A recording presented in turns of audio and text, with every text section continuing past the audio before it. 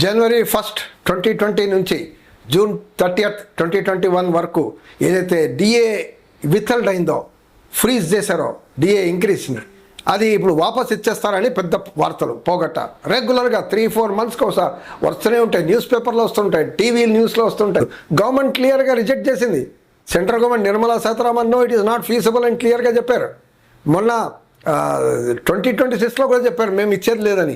ప్రతిపక్షాలు పార్లమెంట్లో రేజ్ చేస్తే కూడా లేదు, మేము ఇవ్వట్లేదు, మేము ఇచ్చే ప్రసక్తే లేదు అని క్లియర్గా చెప్పారు. ప్రసక్తే లేదు చెప్పిన తర్వాత ఇలాంటి న్యూస్ ఐటమ్ వస్తూనే ఉంటుంది, ప్రజల్ని వర్కర్స్ని భ్రమల్లో పెడుతూనే ఉంటుంది, ఇల్యూషన్లో పెడుతూనే ఉంటుంది. ఫేక్ న్యూస్ని క్రియేట్ చేసే ఫేక్ న్యూస్ వాట్సాప్లో వస్తుంటాయి, ఫేక్ న్యూస్ ఫేస్బుక్లో వస్తుంటాయి, మనమంతా చూస్తుంటాం. ఫేక్ న్యూస్ మధ్యలోనే బతుకుతున్నాం.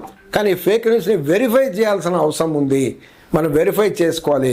అసలు మనకు తెలుసు ఈ డిఏఆర్ఎస్ ఇదే టైంలో ఇంకోటి పిఎం కేర్స్ ఫండ్ అనేది కూడా ఏర్పాటు చేశారు. పబ్లిక్ అంతా డొనేషన్ ఇచ్చారు కోవిడ్ కోసం. కోవిడ్ని సాల్వ్ చేయడానికి ప్రభుత్వం ఇది మా డబ్బులు తీసుకోండి, మీరు సాల్వ్ చేయండి, వ్యాక్సినేషన్ ఇవ్వండి, మందులు కొనండి అని ఇచ్చారు. అది ఆడిట్ చేయరంట, సీక్రెట్ అంట, ఆర్టీఐలో ఉండదంట అని అప్పుడే చెప్పారు. ఇప్పుడు కూడా దానిపైన చర్చ జరుగుతుంది. అదేంటంటే పబ్లిక్ నుంచి ఫండ్ సేకరించిన తర్వాత మీరు అది ఎందుకు సీక్రెట్ పెడతారు? ఎనీ ట్రస్ట్ సీక్రెట్ కాదు కదా. ఎవరైనా ఆర్టీఐలో విషయం అడగవచ్చు కదా. మీరు ఖర్చు ఎలా పెట్టారు? మీరు ఖర్చు చేసుకున్నారా? మీరు జేబుకి పోయిందా? మీ పార్టీకి పోయిందా? తెలియాలి కదా. ఖర్చు మీరు వ్యాక్సినేషన్ చేశారా ఎట్లా తెలియాలి?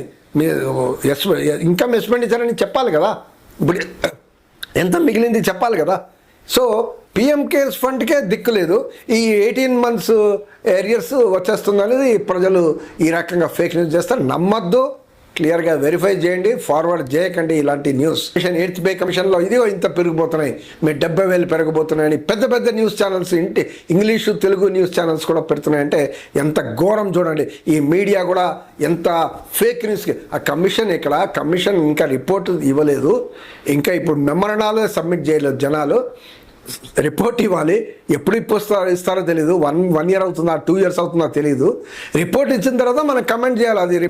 అంతేగాని ఇప్పుడే చర్చ వాట్సాప్ ఇదే అంటే జనాల్ని భ్రమల్లో, నిరంతర భ్రమల్లో పెట్టి వాళ్ళు పోరాటం చేయకుండా, ఫైట్ చేయకుండా వాళ్ళని భ్రమల్లోనే ఉంచాలి అనేది ఒక వాతావరణం తీసుకురావడానికి ఫేక్ న్యూస్ పనిచేస్తుంది అనేది ఒపీనియన్.